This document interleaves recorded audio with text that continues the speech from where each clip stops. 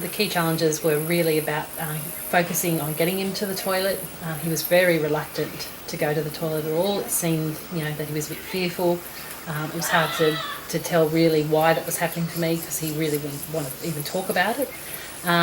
So the whole process had not been, wasn't something that he was getting any enjoyment from whatsoever. It just seemed like constant negatives. So what we were able to do with the products that we purchased was to make it a positive and fun experience and just to make it lighthearted. And all those things really helped him relax. So he was wee trained in the beginning, is that correct? Yeah, he was wee trained. It was just this problem with him going to the toilet for number twos. He just didn't seem to want to do it at all. And that had been going on for several months. And it just didn't seem like anything that I was doing was going to change his behaviour. So what were the main things from the products that you used that helped in your situation?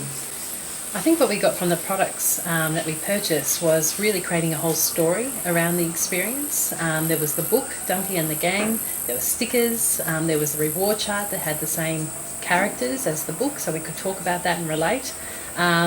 What happened to the characters in the book, was sort of exactly the experience that you wanted your child to have, and so it really talked about that. There was also the yum-yums that you could throw into the toilet. So it was all about just focusing him on going to the toilet, on fun things happening, fun books to read, which then, echoed the sort of key messages that I really wanted him to take on. So all those things just helped make it fun and helped him focus.